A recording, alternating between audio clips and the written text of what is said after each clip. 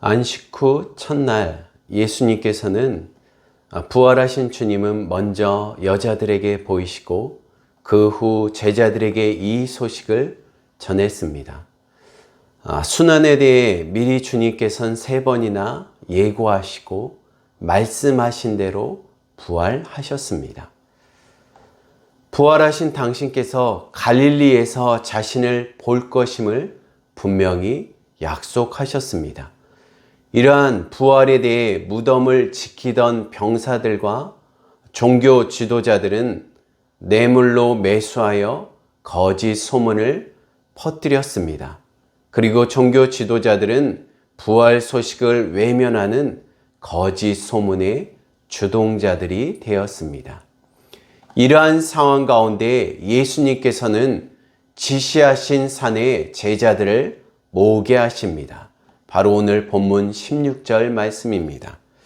11 제자가 갈릴리에서 예수께서 지시하신 산에 이르러라고 본문은 말씀하고 있습니다. 부활에 대한 왜곡과 거짓 소문이 퍼지는 상황에 부활하신 주님은 주님의 말씀하신 대로 갈릴리에서 만난 약속의 말씀을 전하고 있습니다. 갈릴리에서 주님께서 만나신다라는 말씀은 바로 오늘 본문 7절 말씀에 기록되어 있습니다. 또 빨리 가서 그의 제자들에게 이르되 그가 죽은 자 가운데서 살아나셨고 너희보다 먼저 갈릴리로 가서 거기서 너희가 배우리라 하라. 보라 내가 너희에게 일렀느니라 하거늘 이라고 말씀하고 있습니다. 부활하신 주님께서 갈릴리에서 이미 만날 것을 예고하시고 오늘 본문 16절 말씀을 통해 이 말씀 그대로 예수님께서 갈릴리에서 제자들을 만납니다. 제자들에게 본문 말씀에 보면 11 제자가 갈릴리에 가서 예수님께서 지시한 산에 이르러라고 말씀하고 있습니다. 이는 마태복음 26장 32절 순환전 예수님께서 또한 미리 말씀하신 내용이 바로 그대로 이루어짐을 말씀하고 있습니다. 또한 부활하신 주님께서 다시 오늘 본문 28장 7절을 통해 그대로 말씀하심을 기록하고 있습니다. 특별히 본문에서 지시한 산은 팔복을 말씀하신 산으로 추정됨을 말씀하고 있습니다. 본문 말씀의 이곳에 약속대로 가룟 유다를 제외한 11 제자들이 모여 있었다라는 것입니다. 놀랍게도 오늘 본문 말씀에 부활하신 주님을 만난 가운데도 여전히 이를 의심하던 자들도 있음을 성경 말씀은 그대로 기록하고 있습니다. 바로 본문 17절입니다. 예수를 배웁고 경배하나 아직도 의심하는 사람들이 있더라라고 기록되어 있습니다. 본절은 앞에서 말한 1절에서 15절 예수님의 부활에 대해 대조적인 반응을 보인 여자들과 경비병들, 예수님의 부활 사건을 보고 그대로 믿은 여자들과 이를 보고도 오히려 두려워하여 지도자들을 찾아가서 돈을 받고 예수님의 부활을 거짓이라고 그의 제자들이 예수님의 시신을 훔쳐가고 살아났다라고 거짓 소문을 그대로 퍼뜨리는 경비병의 모습이 그 거짓 소문의 모습이 그대로 전파되는 모습을 보여주고 있습니다. 그러나 예수님께서는 약속대로 찾아온 가운데 임하시고 그가 부활하심을 분명히 보여주지만 여전히 제자 가운데도 이를 믿지 않는 모습을 보여주고 있습니다. 본문 말씀에 그들은 예수님을 만나 그 앞에 엎드려 경배하였다라고 기록되어 있습니다. 경배하였다라는 말씀은 본문에서 동사를 통해 그들이 예수님께 경배하였다, 이 표현은 그리스도를 나타내는 마태복음에 애용돼서 12번이나 기록되었다라고 합니다. 2장 2절, 8절, 11절, 그리고 4장, 8장, 9장, 14장, 20장, 20절에 무려 12번이나 경배하였다라고 기록하고 있죠. 이 경배하다는 의미는 예배의 행위를 의미합니다. 부활하신 예수님께서 단순하게 스승이 아니라 이제는 부활을 통해 하나님의 아들, 예배의 대상임을 분명히 말씀하고 있다라는 것이죠. 경배받으실 하나님의 아들이심을 분명히 밝히고 있다라는 것입니다. 그러나 서두에 언급드린 것처럼 놀랍게도 그들 중에 의심하는 자, 망설이는 자가 있음을 기록하고 있습니다. 또 다른 해석으로 의심하다라는 의미는 의심했다라는 것은 그 이상의 여러 가지 뜻을 내포하고 있습니다. 그것은 이 의심은 부활의 사실성을 의심하는 것뿐만 아니라 지금 보는 분이 예수님이신가? 여러 차례 종합적인 기사라는 사실을 통해 부활하신 하나님을 의심한다는 것, 이것은 부활이 초자연적인 사실이기 때문에 의심은 자연스러운 사실을 또한 말씀하고 있다라는 것이죠. 부활하신 주님에 대해서 눈으로 보며 의심한다는 것. 그것은 어찌 보면 예수님을 보지만은 여전히 의심한다는 사실. 우리는 어떤 사실에서 부활하신 주님을 눈으로 보지 않은 성도입니다. 예수님은 부활의 주님을 경험한 의심한 도마에 대해서 너는 본 거로 믿느냐? 보지 않고 믿는 자가 더욱더 복되도다 라고 말씀하고 있죠. 놀라우신 주님의 기적을 보면 확실할 것인데 그 주님을 눈으로 보며 그분의 음성을 실제적으로 들으면 확실할 것이라고 말씀하는 자도 있지만 초대교회의 모습을 통해 부활의 모습은 그야말로 초자연적인 현상이며 상식을 벗어나는 일임을 알 때 눈으로 보아서도 여전히 의심이 찾아오는 인간의 나약함을 보여주고 있습니다.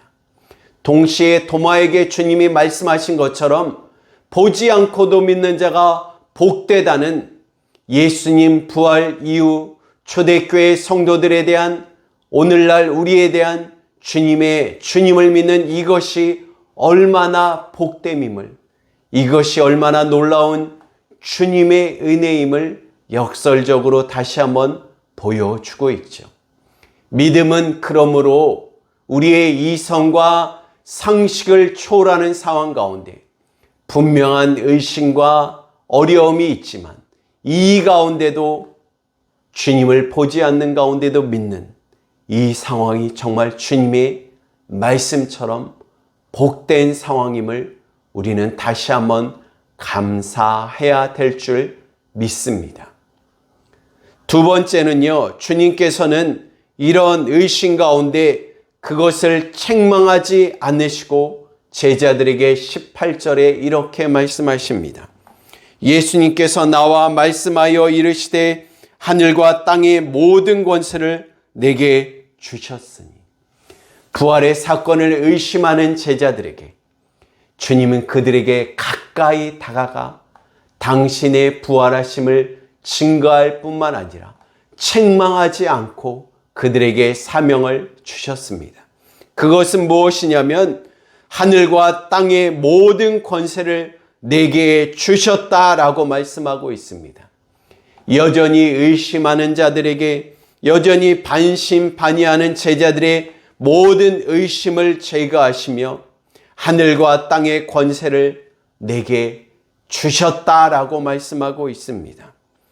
이는 그분이 하나님과 동등한 권세를 가진 분이심을 분명히 말씀하시며 이 모든 것을 통하여 하나님께서 앞으로 제자들이 사명을 감당하는 가운데 하늘과 땅의 권세, 모든 권세를 가지신 분이 하나님, 바로 예수, 부활하신 예수 그리스도이심을 그들이 잊지 말아야 될 것을 분명히 말씀하고 있습니다.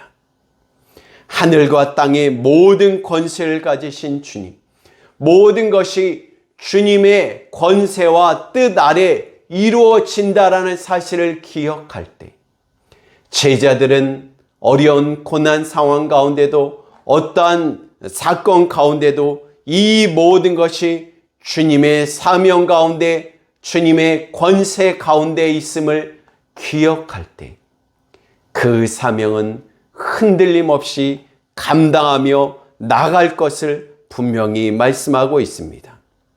제자들에게 사명을 주시기 전에 이 권세에 대해 언급하심을 통해 그 사명에 대해 너희가 흔들리지 말아라.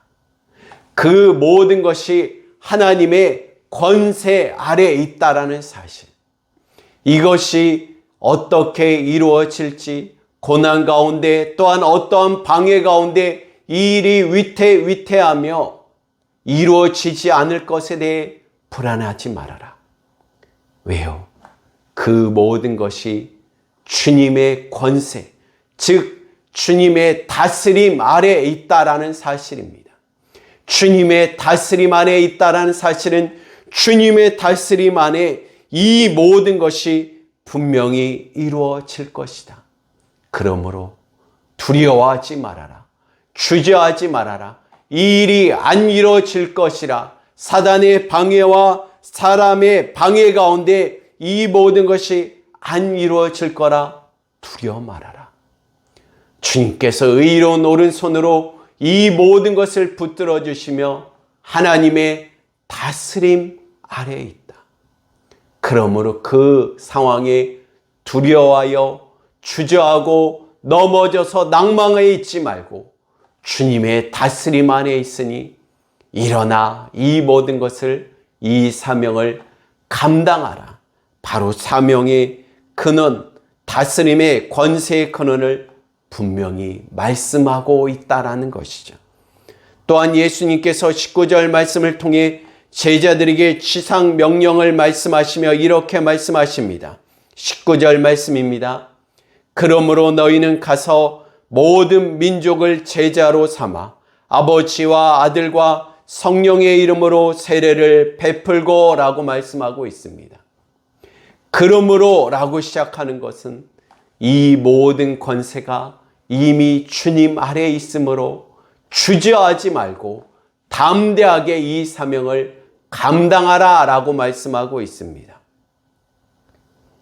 제자들의 사명의 배경은 바로 다시 한번 예수 그리스도께서 받으신 전능하신 권세 아래에 있다라는 것이죠. 그리고 이후의 명령들을 크게 4가지로 나눠 주님께서 말씀하고 있습니다. 이 4가지를 이제 살펴보겠습니다.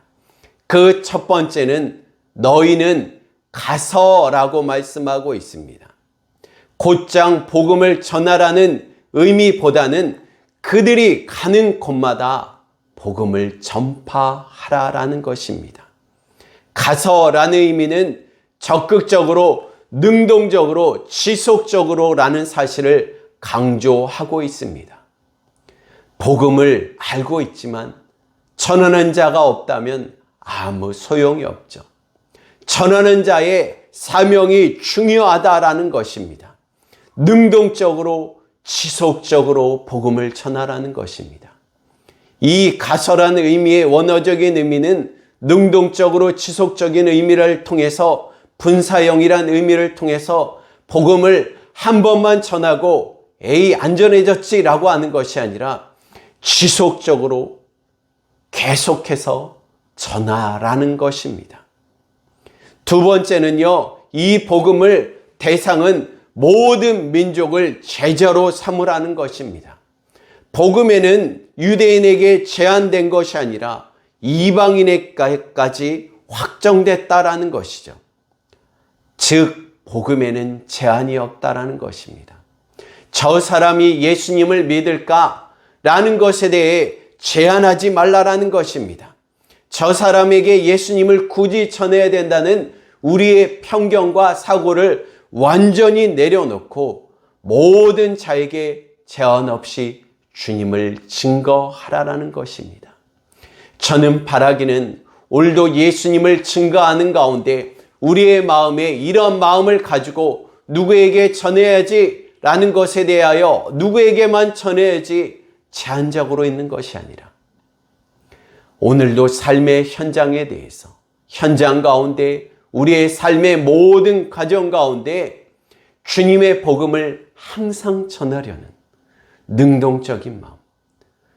지난번에 전해서 안 됐다라는 것으로 끝나는 것이 아니라 오늘도 지속적으로 복음을 증거해야 된다라는 사실이죠. 우리가 사랑하는 자에게, 우리가 기뻐하는 자에게 어찌 복음을 한 번 전하고 포기하겠습니까? 사랑하는 자에게 끝까지 포기하지 않고 증거하려는 주님의 열심. 이 주님의 열심을 아는 자는 포기치 않죠. 한 번 전하고 끝난 것이 아니라 하나님께 기도하는 가운데 지속적으로 열심히 전해야 된다는 사실입니다. 또한 이 전하는 가운데 모든 민족으로 제자를 삼으라 라는 의미를 말씀하고 있다는 것을 기억해야 될 것입니다. 제자로 삼는다는 것, 이것은 훈련의 의미를 가지고 있습니다. 개인의 신앙뿐만 아니라 교회적으로 조직적으로 제자를 삶아 훈련을 하라라는 사실입니다. 그러므로 교회 없이 무교의 주의를 이것은 배격하고 있다는 것입니다. 나는 교회에서 상처를 받아서 교회에 나가지 않고 영상으로만 예배 드린다는 것, 이것은 잘못되었다라는 것이죠. 이것은 건강한 모습이 아니라는 것이죠. 교회는 두세 사람이 같이 모여 제자로 삶아 훈련받는다라는 것입니다. 혼자 훈련받는 것이 아니라 1대1로 만나서 전인격, 지적으로 뿐만 아니라 감정적으로 숨을 같이 나누며 눈빛을 나누며 교회적으로 훈련받으라 라는 사실을 분명히 말씀하고 있습니다. 나아가 세 번째는 아버지와 아들과 성령의 이름으로 세례를 베풀고 라고 말씀하고 있습니다. 특별히 성삼위의 이름으로 행하여 진다라는 것이죠. 아버지, 성부, 창조주 하나님을 섭리자로 인정하고 의지하며 성자로 그의 유일하신 중보자와 구속자로 받아들일 뿐만 아니라 성령님께서 그의 삶을 통해 주님의 백성으로 거룩하게 일평생 동안 동행하여 주시며 세워주시는 이 성삼위 하나님의 놀라운 역사, 그분의 교제가 함께함을 통하여서 하나님의 제자로 세워진다라는 것입니다.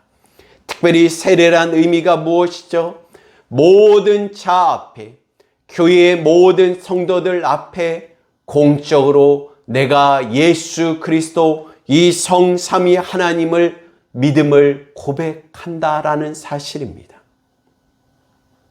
또한 이 세례는 모든 자 앞에 이제는 내가 사는 것이 아니라 오직 나를 위하여 십자가에 죽으신 예수 그리스도를 믿음을 모든 자 앞에 고백하며 이 제자로 교회를 통하여 목회자를 통하여 또한 성도서를 통하여 훈련되어짐을 고백하는 것, 이것이 바로 세례의 의미죠. 그러므로 세례를 받는다는 것은 일정하게 혼자 내가 믿고 교회에 나오지 않고 혼자 믿는다는 것. 저는요 먼저 교회에 대해서 상처를 받고 이를 통하여 예배에 대해서 점점 무너진다는 것, 이것에 대해 먼저 목회자인 저부터 반성하며 회개해야 될 것입니다. 그렇지만요, 주님께서 이 교회를 통해 하나님께 훈련되어지며 인격적으로 성장해지며 이 세례를 통하여 훈련된다는 것은 단순하게 내가 말씀을 통하여 인격적으로 훈련받는다는 것은 지식으로 아는 것뿐만 아니라 예수님을 신앙 고백하여 말씀으로 훈련받고요. 또한 이 말씀으로 훈련받는 가운데 작은 한 가지를 배운다면 그것을 통하여 형제 자매된 성도를 서로 섬기는 것조차 훈련받는 것. 믿음의 형제 자매를 먼저 섬기지 않으면서 어찌 세상을 섬기겠습니까? 믿음의 형제 자매로 서로 예수 그리스도를 하나님으로 고백하며 삼위 하나님으로 고백하는 가운데 이 형제 자매를 섬기지 않으면서 어떻게 참된 형제 자매를 섬기지 않으면서 세상 가운데 복음으로 섬길 수 있겠습니까? 이것이 바로 참 세례의 의미라는 것입니다. 네 번째는요, 20절 말씀에 이렇게 말씀하고 있습니다. 20절 말씀입니다. 내가 너에게 분부한 모든 것을 가르쳐 지키게 하라. 제자들이 3년간 들은 모든 교훈을 가르치라 라는 것입니다. 가르치다 라는 의미는 현재 분사로 계속하여 가르친다 라는 의미죠. 그러므로 세례란 의미와 동등하게 주님의 말씀을 듣고 내가 이것을 알지 라고 끝나는 것이 아니라 늘 배우려는 자세, 늘 이 말씀의 의미를 묵상하며 돌아보며 그 말씀을 늘 돌아본다라는 사실입니다. 늘 배우려는 자세. 그것은 믿음의 공동체 가운데 이루어질 수 있다라는 것이죠. 큰 상처로 교회 공동체를 떠나며 그 배움만 추구한다는 것. 초반에 전에 언급드린 것처럼 상처로 인하여 상처받는 것들, 그것을 통하여 먼저 상처받음을 주님께서 저는 그 상처받은 모든 분들, 예배의 자리를 떠나며 교회 예배를 드리지 못한 상황 가운데 있다면 주님께서 그 마음을 먼저 치료하여 주시기를 간절히 소망합니다. 가르침을 받는다는 것, 늘 주님 안에서 배우기를 배우며 누군가를 가르치며 헌신함을 통해서 내 모든 것을 체험하는 것, 섬김을 통해서 그 가르침의 일을 보다 깊이 배운다는 것. 이 공동체 안에 저는 바라기는 예배 가운데 성도의 서로 섬김 가운데 더 강해지며 더 성장하는 자리가 되기를 축복합니다. 그래서 오히려 이 상처로 떠난 자들이 교회로 다시 상처를, 믿음의 공동체 가운데 상처를 회복하며 그 상처받은 자들을 오히려 서로 치료해주며 도와주는 성숙한 자리로 나가기를 너무너무 축원하며 축복합니다. 분부한 모든 것을 가르쳐 행하라 라는 의미. 이것은 다시 한번 제자의 모습을 말씀하고 있죠. 제자는 분부하신 모든 것을 모든 것을 가르쳐 지키는 자라는 사실이죠. 주님의 말씀을 늘 배우려고 마음을 연다라는 것. 언젠가 말씀드린 것처럼 개혁교회는 바로 교회는 늘 개혁한다라는 의미를 말씀하였습니다. 기독교, 다시 이야기해서 개혁된 교회는 늘 개혁한다라는 의미죠. 그것은 뭐죠? 주님의 말씀에 늘 비춰봐서 그것이 주님이 원하시지 않는다면 그것을 늘 바꾸려고, 주님의 뜻에 늘 맞추려고 변화한다는 것. 이것이 바로 참 제자, 늘 가르침을 받으려고, 늘 그 말씀을 지키려고 내 모든 것을 깨닫는 그 순간, 주님의 말씀을 깨닫는 그 순간 바꿔서 주님을 더 기쁘시게 하며 주님이 맡겨주신 성도들을 더 기쁘시게 섬기려는 모습, 이것이 바로 제자의 모습을 다시 한번 말씀하고 있죠. 그러므로 제자는 가르쳐 지키게 하라. 늘 가르침을 받으며 늘 새롭게 지키며 변화하려는 의미에서 제자는 다시 한번 훈련되어진다라는 사실. 그 훈련은 예수님을, 주님을 고백하며 세례를 받은 후 그 가르침을 받는 것을 단순히 감정으로 넘기는 것이 아니라 지속적으로, 지성적으로 훈련하며 내 전 인격을 다해 훈련하며 성도의 서로의 교제 가운데 훈련하며 나가는 것. 그래서 그 최종 목표는 교회의 머리이신 주님의 모습처럼 닮아가려는 모습. 십자가의 비난과 고난 가운데도 오히려 비난한 자를 품어주신 주님. 그 주님의 이러한 모습 때문에 우리가 주님 안에 모여 있지 않습니까? 나의 못된 성품 가운데도, 나의 연약함이 여전히 핑계되는 상황 가운데도, 죄의 지음이 또 연약함에 핑계되는 상황 가운데도 여전히 오늘도 우리에게 은혜를 주시고 여전히 우리를 품어주시는 그 주님 때문에 우리가 이 자리에 있지 않습니까? 그 주님을 닮아가는 자리.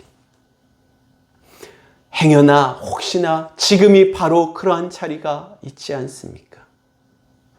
그 머리이신 주님에까지 자라나가는 그러한 제자, 오늘도 날마다 그렇게 변혁되는 제자, 바로 우리가 되기를, 이 말씀을 듣는 우리 서로가 되기를, 이 성숙의 자리까지 훈련되는 그러한 제자 되기를 축복합니다.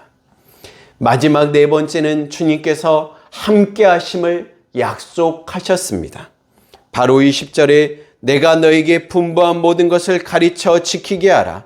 볼지어다 내가 세상 끝날까지 너희와 항상 함께 있으리라 라고 약속하셨습니다.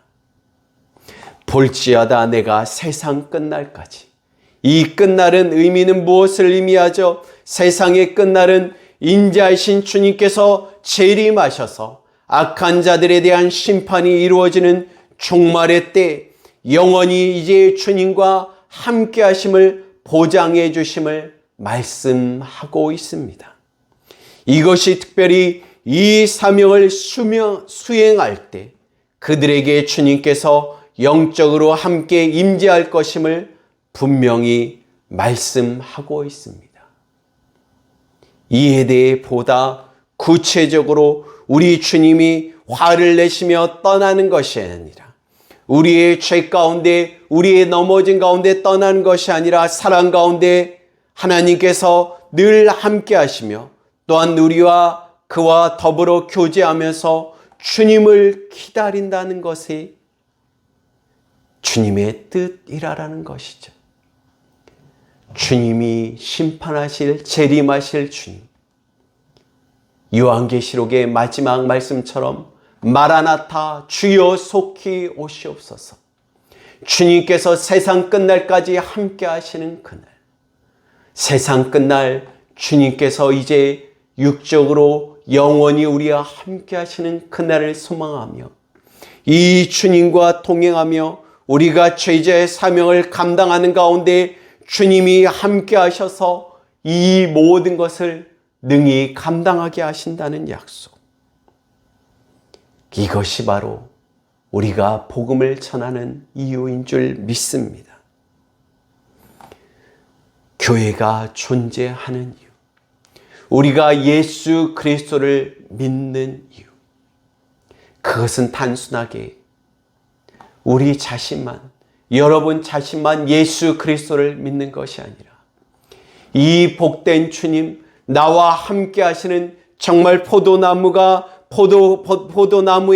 가지가 맺혀 열매를 맺으며 주님과 동행함으로 풍성한 삶을 누리는 주님과 동행하는 이 기쁨.